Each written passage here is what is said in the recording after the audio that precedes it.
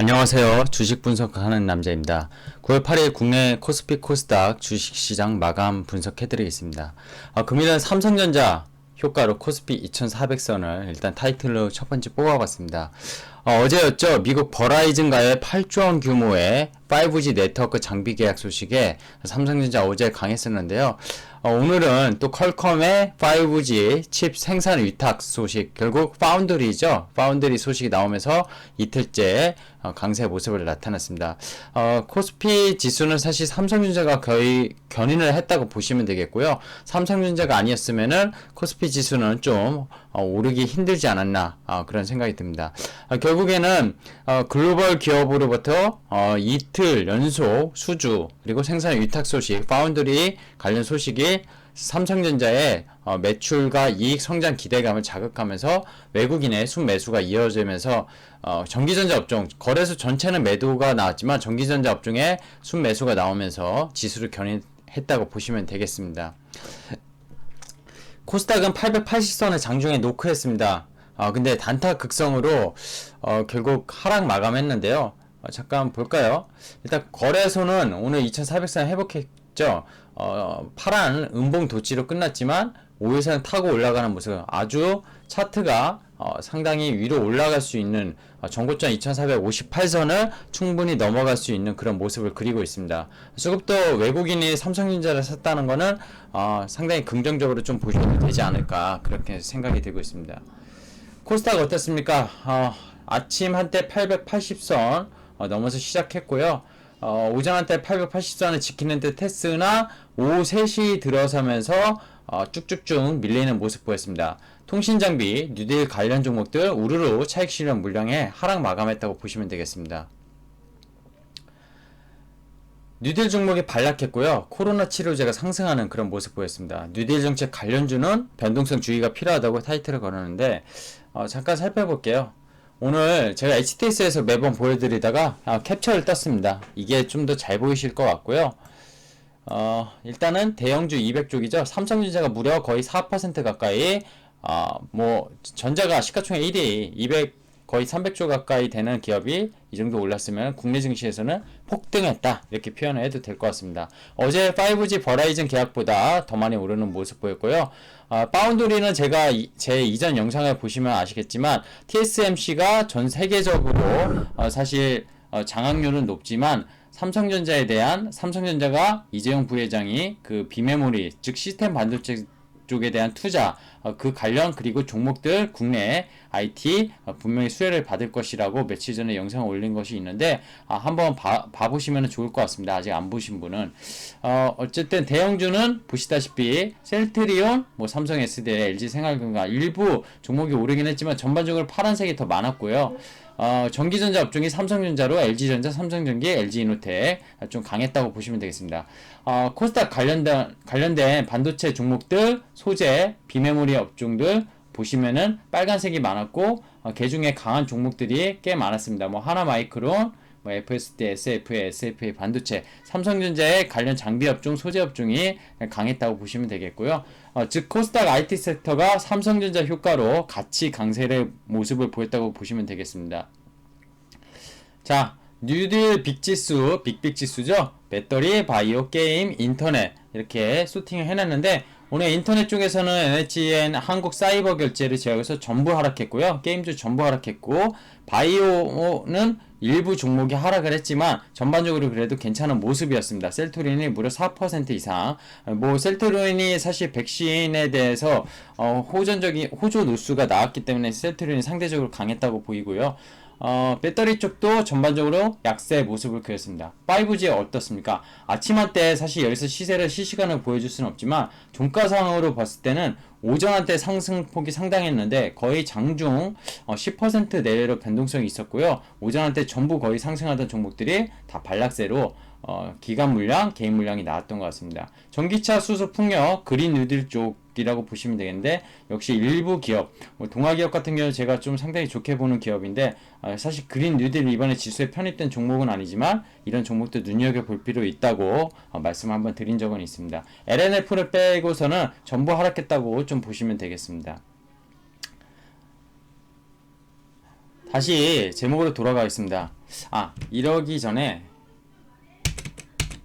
HTS 잠깐 살펴볼게요. 코스닥 차트 잠깐 볼까요? 코스닥 오늘 조정을 받았지만 5일선 지켜내는 모습입니다. 저는 이게 내일 갭으로 하락하지 않는 이상 추세는 위로 900선 뚫고 간다고 보고 있습니다.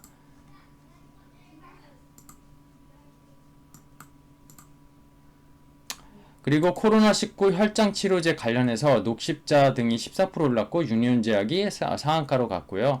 뭐 카메라 모듈, 아이폰 이런 쪽이 좀 강한 모습, 제대열, 시스템 반도체 아까 말씀드린 파운드리 쪽 이런 쪽이 상당히 강했던 모습을 섹터 쪽으로 보여드리겠습니다. 나스닥 차트를 이제 살펴보려고요. 나스닥 살펴보기 전에 코스닥에 대해서 잠깐 얘기를 하고 넘어가겠습니다. 코스닥 지수가 900고지 이제 눈앞에 두고 있습니다. 조정장에서 사실 주도 업종이 최근에 뭐 바이오, 5G 그리고 2차 전지 이런 쪽이었고 거기에 이제 그린 뉴딜 수소나 풍력까지 달라붙어서 지수를 견인했었습니다. 이제 근데 뉴딜 관련주가 사실 오늘 조정을 받으면서 야 이제 정부 정책이 역시 뒷북 아니냐 이런 또 말씀들이 나오고 있는데 제가 어제 영상 그리고 며칠 전에 뉴딜 빅빅 지수를 패시브로 자금이 들어오는 거에 대해서 좀 긍정적으로 바라볼 수는 있겠지만 단기간에 급등한 종목들 그리고 실적이 너무 없거나 테마주로 형성된 것들은 조심할 필요가 있다고 했고요. 오히려 뉴딜 관련 지수가 많이 올랐다고 생각을 들면은 그 관련 지수에 편입은 되지 않을지언정 않더라도 관련 종목들이 또 많기 때문에 그런 종목들을 좀 보고 살펴서 매매를 하면 좋지 않을까 그런 말씀을 드렸었습니다. 결국에는 뉴딜 바람이 사실 쉽게 끝나진 않을 거예요. 아직 정책 자금이 집행된 것도 없고요. 그냥 거래소에서 빅빅 지수만 발표가 됐고 아직 관련된 ETF나 뭐 펀드들은 조성도 안 됐습니다. 그래서 결국 그러한 소식들이 나오고 펀드가 집행되고 자금이 집행될 때마다 분명히 시세는 줄 거라고 보여요. 하지만 앞서 보여드렸던 종목군에서 그 빅빅 지수에 대한 편입된 그런 종목들은 변동성이 결국 커질 수 있다는 것을 좀 주의하면서 매매를 하지 않아야 될까 생각이 듭니다. 자, 오늘 그리고 나스닥 잠깐 살펴볼게요. 지금 현재 시각 제가 이거를 퇴근 후 지금 8시 정도에 지금 촬영을 하고 있는 건데요. 이제 9시경에 영상이 올라갈 텐데 지금 나스닥 선물 지수가 좀 전에 2% 넘게 빠지고 있었거든요. 지금도 2% 넘게 빠지고 있네요. 그래서 나스닥 선물 지수 11,200 정도 하고 있고요. S&P 500 지수도 약 1.2%, 다우 선물도 1% 정도. 미국 개장 전에 선물 지수를 지금 미국의 시장 흐름을 좀 볼 수가 있습니다. 뭐 유럽 시장은 닥스 같은 독일 지수가 약 1.3%, 유로스탁스 지수가 1.5% 상당히 많이 하락하고 있습니다. 코스피가 오늘 오른 거 대비 미국 시장이 어제 노동절로 쉰 거 대비 많이 하락을 하고 있다고 보면 되겠는데요. 이 선물 지수가 하락하면서 결국 국내 증시 투자자들 지금 좀 불안감에 있을 수 있는데 저는 나스닥 차트를 오늘 보여드리면서 괜찮다 이런 말씀을 드리고 싶어요. 이 괜찮다는 60일선 약 1700선이거든요. 1700선. 일봉으로 지난주 이제 금요일이었죠. 꼬리 달고 많이 올랐고 오늘 아마 하락은 테슬라가 좀 주도하고 기술주들이 역시 선물 지수를 주도하는 하락이 나오고 있는 걸로 알고 있습니다. 주봉 볼게요. 주봉도 지난주에 금요일날 주봉 11선을 꼬리 찍고 올렸었고요. 월봉을 보면은 지난달 8월달에 급등 거의 10%를 올렸습니다. 나스닥 급하게 올렸었고 사실 좀 조정을 걸치고 있는데 지금 월봉으로 치면은 5개월 연속 상승을 했어요. 테슬라가 제 영상 다른 거 테슬라가 뭐 버블이냐 이 영상도 안 보신 분은 한번 보셨으면 좋겠는데 오른 거 대비 지금 좀 확대를 하면요. 확대를 하면은 이게 한 3년치 2018년부터 이렇게 올랐고요. 2010년으로 좀 볼게요. 2020년으로 올해만 보면요. 나스닥이 6600 코로나 때 떨어지고 지금 얼마나 올랐죠? 12,000이니까 2배 올랐습니다. 2배. 지수가 2배 올랐어요. 근데 여기서 일부 조정이 지금 나오고 있고 어떤 펀더멘털 요인이 훼손되지 않았는데 하락하는 이유는 겁낼 거 없다고 저는 말씀을 드리고 싶습니다. 결국에는 이 나스닥 차트 점검하면서 좀 전에 1700선이 중요하다고 말씀을 드리고 싶었던 거고요. 근데 60일선이 깨지면은 주식 비중을 좀 줄이는 거를 점검을 해봐야 됩니다. 결국 떨어진 다음에 그러면은 다 팔라는 거냐 손실 보고 이렇게 얘기하실 수 있는데 주식 시장에서는 사실 시장을 선행해서 맞출 수는 없습니다. 그건 신이고요. 맞췄다는 사람들은 저는 다 사기꾼이라고 봅니다. 물론 던진 게 맞을 수는 있겠죠. 저도 이렇게 분석을 하지만 더 시장을 좀 더 스터디하고 좋은 종목들을 발굴하고 시장을 예측하려고 노력하는 거지 시장을 맞출 수는 없다는 겁니다. 뭐 콜이냐 푸시냐 이거 똑같거든요. 홀짝 게임에서 맞추는 거랑 사실 결국에는 그렇게 생각이 들고요. 증시 예탁금액은 잠깐 살펴볼게요. 코스피가 9월 4일, 9월 8일자 오늘은 안 나왔는데 그 지금 예탁금이 9월 4일자 금요일자로 63조가 다시 채워졌습니다. 하루 만에 거의 15조 가까이 채워졌고요.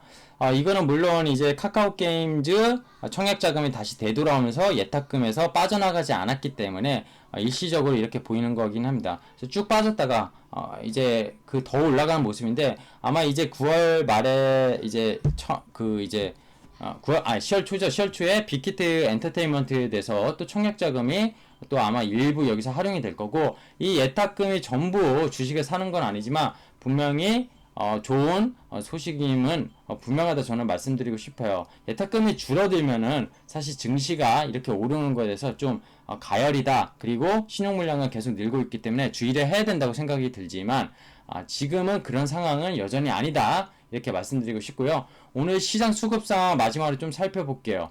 개인이 358억, 코스닥이 1588억.